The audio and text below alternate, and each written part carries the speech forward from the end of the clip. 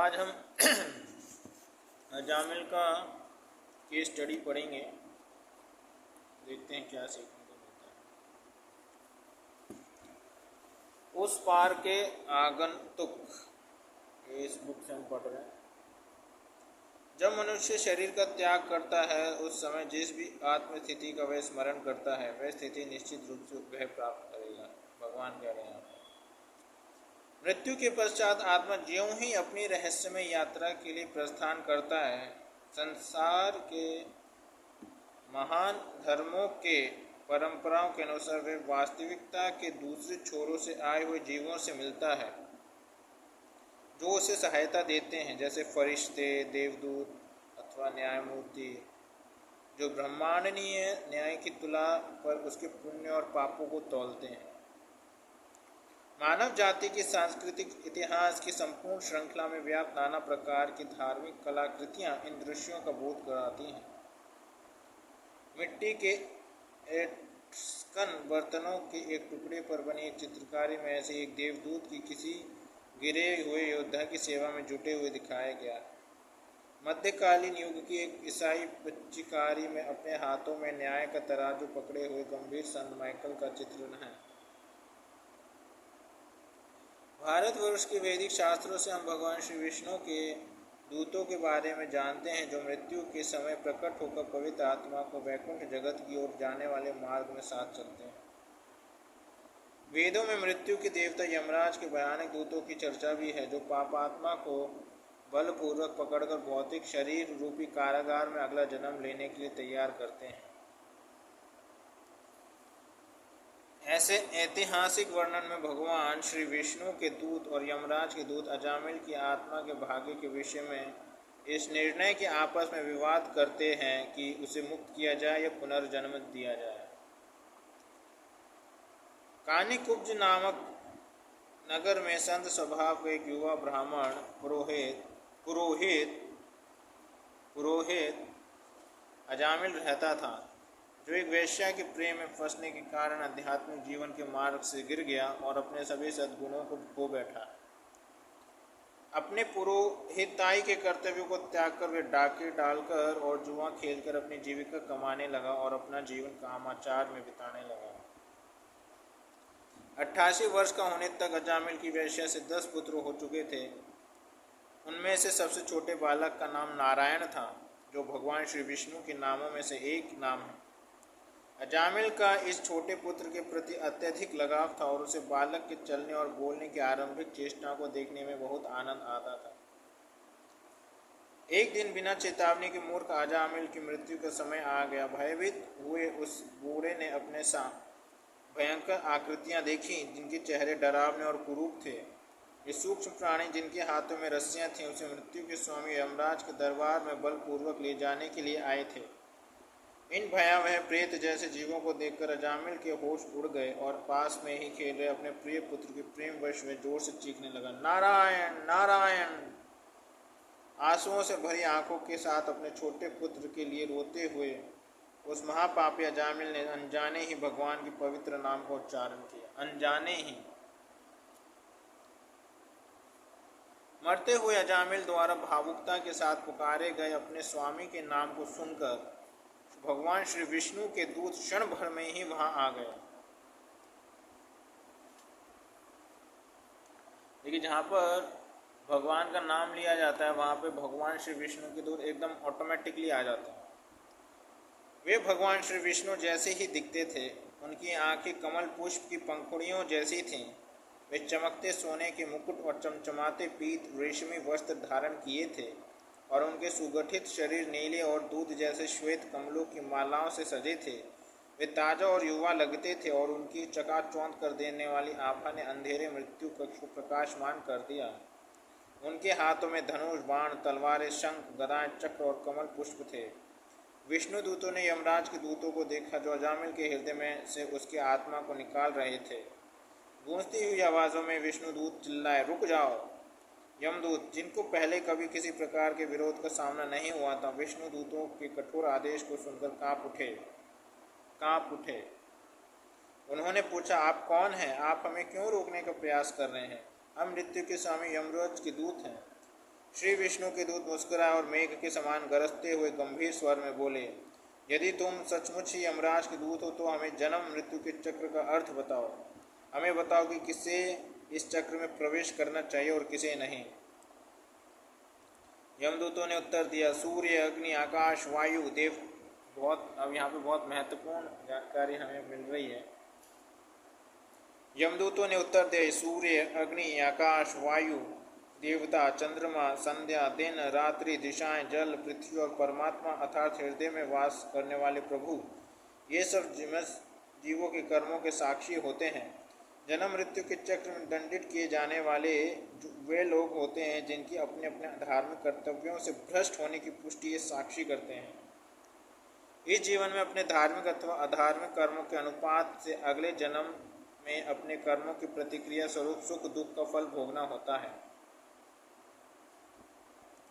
प्रारंभ में जीव आध्यात्मिक लोक में भगवान के नित्य दास के रूप में रहते हैं। बहुत महत्वपूर्ण है, बहुत ज़्यादा महत्वपूर्ण है कि हम आध्यात्मिक जगत में किस रूप में रहते हैं, भगवान के नित्य दास में।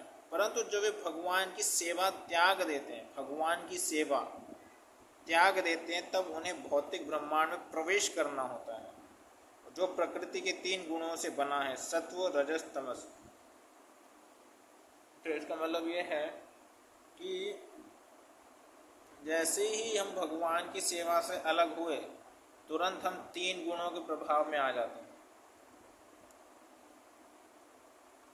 यमदूतों ने स्पष्ट किया कि वे जीव जो इस भौतिक जगत को भोगना चाहते हैं, इन गुणों के अधीन हो जाते हैं और इन गुणों के साथ अपने अपने विशिष्ट संबंध के अनुसार उपयुक्त भौतिक शरीर प्राप्त करते हैं। तो यानी कि भगवान की सेवा में एंगेज रहना 24 घंटे, ये बहुत महत्वपूर्ण है। क्योंकि भगवान की सेवा से जैसे ही हम अलग होंगे, तुरंत हम 3 गुण हमें झपट लेंगे। सत्वगुण प्रधान प्राणी देव शरीर प्राप्त करता है, रजोगुण मानव शरीर ग्रहण करता है और तमोगुणी निम्न योनियों में जन्म लेता है। ये सभी शरीर उन शरीरों की भांति हैं जिनका अनुभव हम सपनों में करते हैं। जब आदमी सो जाता है, वह अपनी असली पहचान भूल जाता है और सपने देख सकता है कि वह राजा हो गया। सोने से पहले वह क्या कर रहा था उसे वह याद नहीं रख पाता और ना ही उसे उस बात की कल्पना हो सकती है कि जागने के बाद वह क्या करेगा। उसी तरह जब आत्मा किसी अस्थायी भौतिक शरीर के साथ पहचान बना लेता है, वह अपनी असली आध्यात्मिक पहचान, बहुत महत्वपूर्ण है, यानी कि जब हम अपने शरीर के साथ अपनी पहचान बना लेते हैं तो वह अपनी असली आध्यात्मिक पहचान और भौतिक जगत में अपने पूरे जीवनों की विस्मृति कर देता है।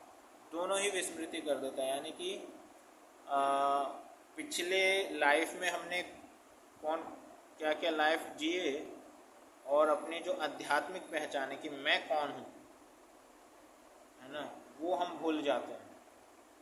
यद्यपि अधिकतर आत्माएं मानव रूप में आने से पूर्व 84 लाख योनियों में देहांतरण कर चुकी होती हैं, यानी कि इस शरीर में आने से पहले हम 84 लाख योनियों में से होकर निकल के आए हैं। यमदूतों ने बताया, इस प्रकार जब एक भौतिक शरीर से दूसरे में मानव, पशु और देव योनियों में देहांतरण करता है, जब जीवात्मा देव शरीर में प्रवेश करता है वह बहुत प्रसन्न होता है। देखिए, जब जीवात्मा देव शरीर में प्रवेश करता है तो वह बहुत प्रसन्न होता है। जब उसे मानव शरीर मिलता है तो वह कभी सुखी और कभी दुखी होता है। मानव शरीर में मिक्सचर होता है, कभी सुख होगा कभी दुख होगा। जब वह पशु शरीर में पाता है तो वह सदा भयभीत रहता है, भयभीत। किंतु सभी दिशाओं में वह जन्म, मृत्यु, जरा एवं व्याधि का अनुभव करता और भयंकर दुख भोगता है। देखिए, तो यानी कि यमदूत हमसे कितने सीनियर है ना। उसकी इस दुखपूर्ण स्थिति को संसार कहते हैं, अर्थात भौतिक शरीर को विभिन्न योनियों के माध्यम से आत्मा का देहांतरण। यमदूत ने आगे कहा, मूर्ख शरीर जब आत्मा अपनी इंद्रियों और मन को वश में न रख पाने के कारण भौतिक प्रकृति के गुणों के प्रभाव के अनुसार न चाहते हुए भी कर्म करने को विवश होता है। ये बहुत महत्वपूर्ण है हर व्यक्ति के लिए। हर व्यक्ति के लिए बहुत महत्वपूर्ण है कि हमारी मन और इंद्रियों को नियंत्रण न कर पाने के कारण हम 3 गुणों के प्रभाव में रहते मजबूर हैं, helpless, we are forced to act.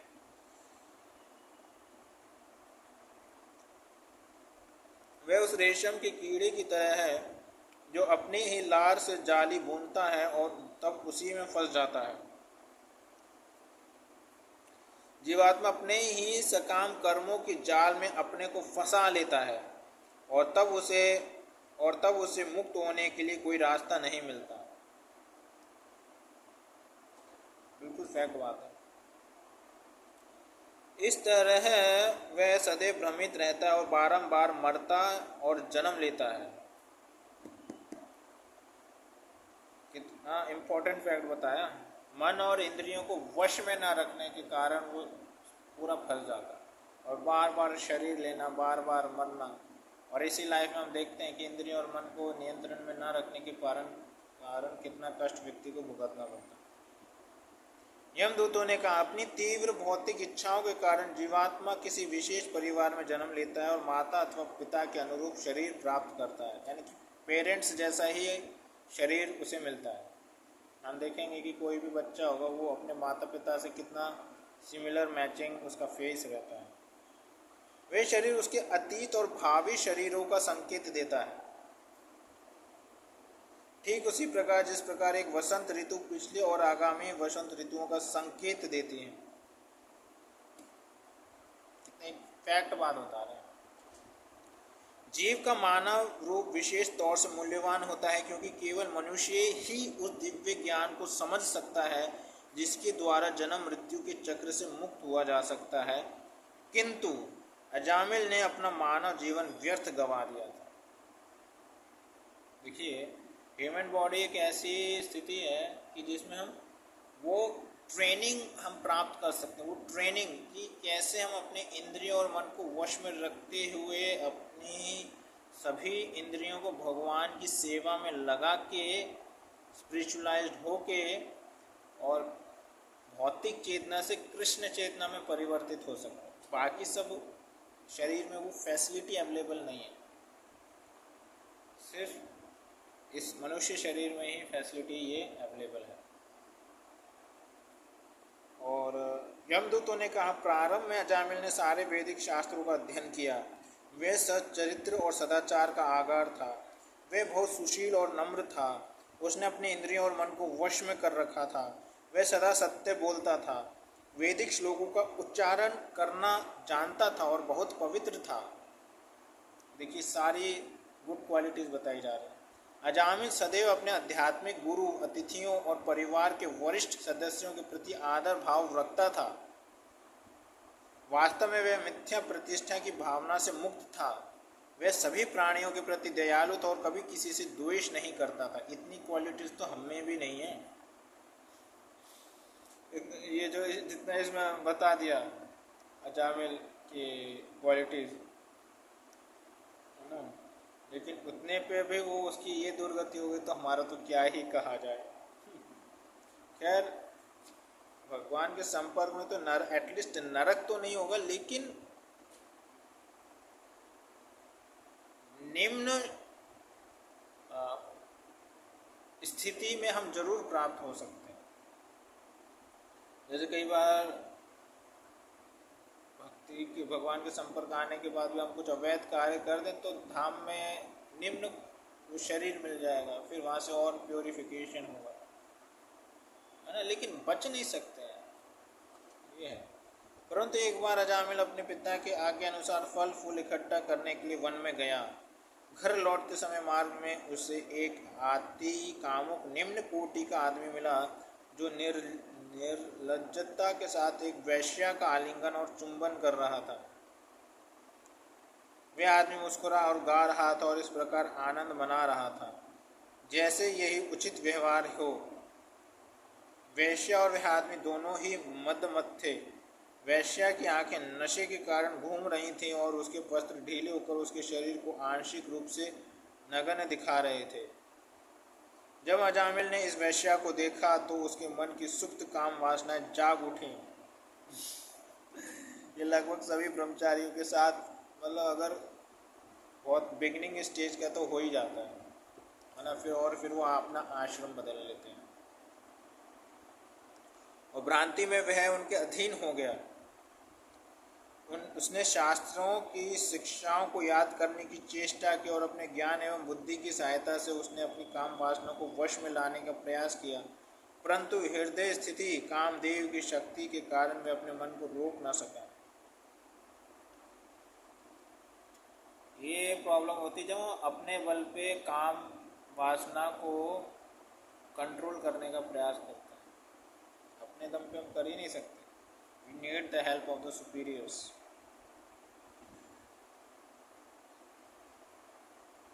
परंतु हाँ, उसके बाद वह सदैव वेश्या का ही चिंतन करता रहता। थोड़े ही समय में वह उसे नौकरानी के रूप में अपने घर में ले आया। तब अजामिल ने अपनी सारी आध्यात्मिक साधनाएं त्याग दी। देखिए क्या स्थिति है। 16 माला त्याग दिया, मंगल आरती त्याग दिया, एकादशी फास्टिंग त्याग दिया। उसने अपने पिता से विरासत के रूप में जो धन प्राप्त किया था उसे वेश्या के उपहार देने में उड़ा दिया। प्रतिष्ठित ब्राह्मण परिवार में उत्पन्न अपनी सुंदर युवा पत्नी को भी त्याग दिया। इसे कहते हैं एक्स्ट्रा मैरिटल अफेयर। जब व्यक्ति वासना व्यक्ति को अंधा बना देता है तब उसके साथ में ऐसा होता है। ये दुष्ट अजामिल वैध अथवा अवैध सभी तरीकों से धन प्राप्त करने लगा और उसे धन से वेश्या के पुत्र पुत्रियों का पालन करने लगा। मरने से पहले उसने प्रायश्चित नहीं किया, अतएव उसने उसके पाप पूर्ण जीवन के कारण हमें उसको यमराज के दरबार में ले जाना जरूरी है। वहाँ अपने पाप कर्मों के अनुपात से वह दंडित होगा, तब उसके भौतिक जगत में उपयुक्त शरीर में वापस भेजा जाएगा। यमदूतों की बातों को सुनकर भगवान श्री विष्णु के सेवकों ने, जो सदैव तर्क और युक्तियों को प्रस्तुत करने में निपुण होते हैं, उत्तर दिए। ये देखना कितना दुखद है कि जिन पर धार्मिक सिद्धांतों को पालन कराने का दायित्व है वे बिना कारण एक निरपराध को दंडित कर रहे हैं।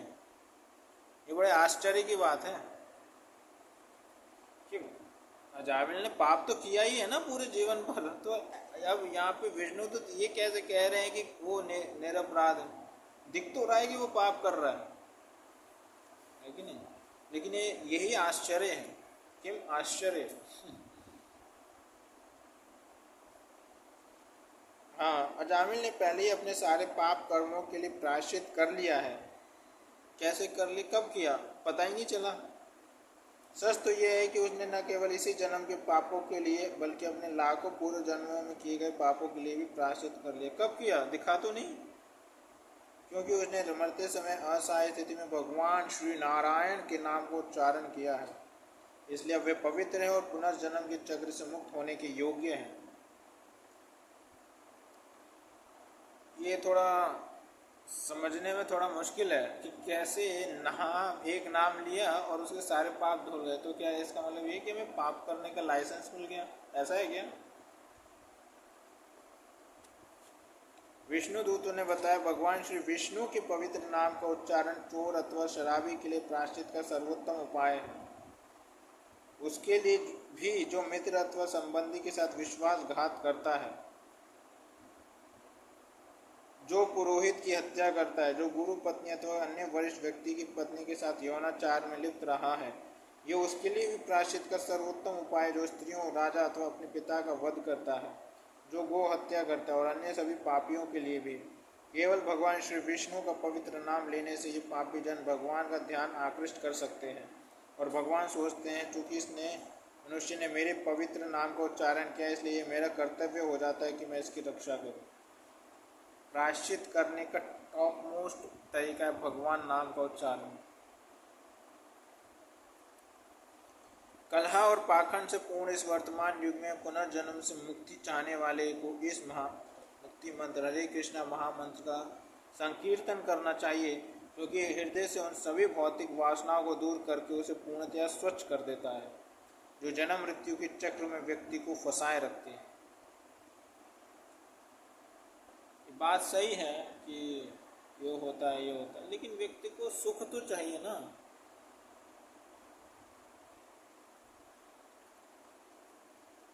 तो अगर वो हरे कृष्णा महामंत्र करेगा तो सुख से क्या वंचित नहीं हो जाएगा? तो यहाँ पे है कि बहुत माया के द्वारा और अभी जो संसार में जो उन्होंने सुख की परिभाषा जो है हमारे बुद्धि में ब्रेन वॉश करके रजोगुणी सुख और तमोगुणी सुख को ही सुख मानना, ये बहुत डीप रूटेड हो गया। विषय सुख, विषयों में सुख है तो ये गाढ़ श्रद्धा है।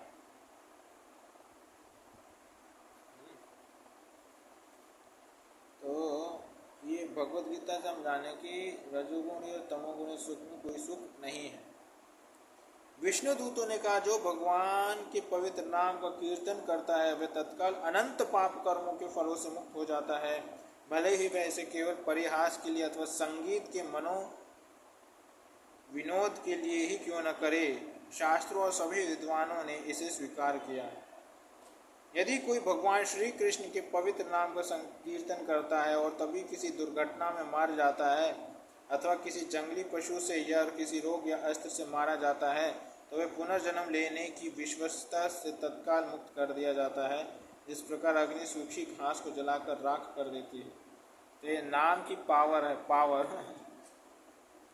भगवान श्री कृष्ण का पवित्र नाम मनुष्य के कर्म विषयक समस्त फलों को जलाकर राख कर देता है। विष्णु दूत तब बोले, यदि कोई व्यक्ति औषध के प्रभाव को बिना जाने उसे लेता है अथवा ऐसी औषध लेने को उसे विवश किया जाता है तो भी वह काम करेगी। यदि कोई व्यक्ति भगवान के पवित्र नाम संकीर्तन के मूल्य को नहीं जानता तब भी उसे पुनर्जन्म से मुक्त करने में वह प्रभावी होगा।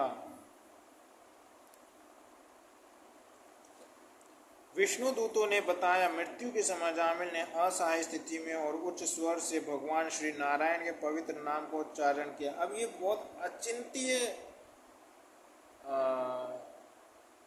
बात है कि व्यक्ति पाप करे और नाम ले, वो नाम कैसे पापों को धो सकता है। अब प्रायश्चित करने के लिए तो सामान्यतः ये होता है कि सेवा करना, फिजिकल सेवा करना, झाड़ कुछ कंपनसेशन देना, टेक केयर करना, लेकिन कैसे नाम पाप कर्मों को पूरा फिनिश कर देता है, ये अपने आप में एक अचिंत्य बात है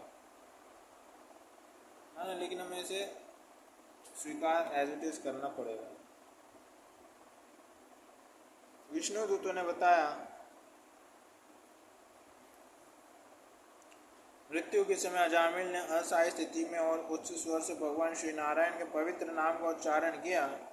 इस उच्चारण मात्र से वह पापी जीवन के फल स्वरूप पुनर्जन्म लेने की व्यवस्था से मुक्त हो गया। इसलिए दोबारा भौतिक शरीर के कारागार में उसे दंड देने के लिए अपने स्वामी के पास ले जाने की चेष्टा न करो।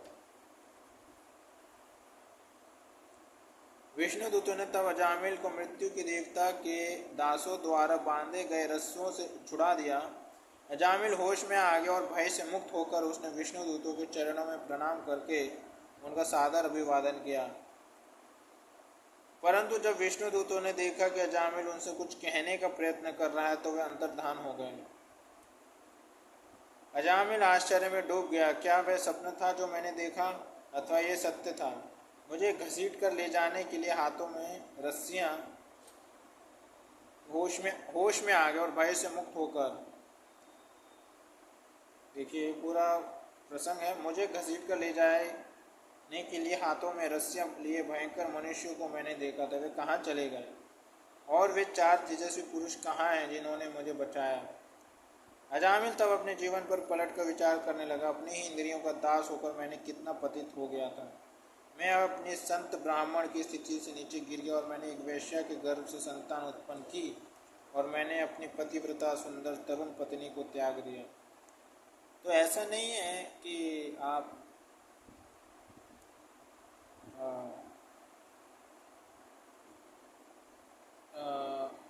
स्त्री संबंध या फिर धर्म अनुसार अगर आप संग करेंगे तो वो संग आपको कृष्ण भावना में प्रगति करने के लिए सहायक बनता है, तो वो उसमें कोई दोष नहीं। लेकिन अवैध संग बहुत खतरनाक चीज़ है। इससे भी अधिक मेरे माता पिता वृद्ध थे जिनकी देखभाल करने वाला अन्य कोई मित्र अथवा पुत्र न था। मैंने उनकी भी देखभाल नहीं की, अतः उन्होंने बड़ी कठिनाई और दुख भरा जीवन बिताया। अब ये स्पष्ट है कि मुझे जैसे पापी को अगले जीवन में नारकीय कष्ट भोगने के लिए विवश किया जाना चाहिए था। अजामिल ने कहा, मैं इतना भागा हूँ, परंतु अब मुझे एक और अवसर मिला है, अतः मुझे जन्म मृत्यु के दुष्चक्र से मुक्त होने का प्रयत्न करना चाहिए। अजामिल ने तुरंत ही अपनी वैश्या पत्नी का त्याग कर दिया और हरिद्वार की यात्रा की, जो हिमालय पर्वत के क्षेत्र में एक तीर्थ स्थान है। वहाँ उसने एक विष्णु मंदिर में शरण ली, जहाँ उसने भक्ति योग का अर्थात पूर्ण पुरुषोत्तम भगवान की भक्तिमय सेवा अर्पित करने का अभ्यास किया। ऐसा लग रहा है कि 100% मेरी ही कहानी बताई जा रही है। पूर्ण विष्णु मंदिर में शरण ली, जहाँ उसने भक्ति योग अर्थात पूर्ण पुरुषोत्तम भगवान को ही भक्तिमयी सेवा अर्पित करने का अभ्यास किया। जब उसका मन और बुद्धि भगवान के ध्यान में पूर्ण रूप से स्थिर हो गए, अजामिल ने अपने सामने फिर से 4 दिव्य पुरुषों को देखा, यह पहचान कर कि ये वही विष्णुदूत हैं जिन्होंने उसे यमदूतों से बचाया था। उसने उनका झुककर अभिवादन किया। हरिद्वार में गंगा के तट पर अजामिल ने अपनी अस्थायी भौतिक देह त्यागी और अपना सनातन आध्यात्मिक रूप प्राप्त किया। विष्णु दूतों के साथ वे एक स्वर्ण विमान में चढ़ा और अंतरिक्ष मार्ग से यात्रा करता हुआ सीधा भगवान श्री विष्णु के वैकुंठ लोक को चला गया और उसने इस भौतिक जगत में फिर कभी जन्म नहीं लिया। हरि बोल, हरि बोल, हरि बोल। तो हम देख सकते हैं कि इस्कॉन के जितने भी मंदिर हैं वो सारे विष्णु आराधना की ट्रेनिंग देने के लिए बने। तो हमें इसका पूरा फ़ायदा उठाना चाहिए। और मैं ये भी देख रहा हूँ कि अपने ही बारे में ऐसा लग रहा है कि अपने ही बारे में पढ़ रहे हैं। तो आशा है जिन्होंने भी पूरी कथा स्टोरी सुना तो भगवान विष्णु की आराधना तो वो ट्रेनिंग लेंगे और भगवत प्राप्ति करेंगे। और इसमें ये देख सकते हैं कि जो आज के समय में बहुत सम्मान दिया जाता है लोगों को, पैसा, प्रॉपर्टी, प्रतिष्ठा, पद, ये सब आपको मृत्यु के चक्र से नहीं बचा सकता। यद्यपि ये सब भगवान की सेवा में लगाया जा सकता है, ठीक है, वो एक अलग बात है, वो एक अलग फैक्टर है, लेकिन इस पर गर्व, अपनी वर्तमान ऐश्वर्यमय स्थिति से गर्वित होना ये किसी काम का नहीं।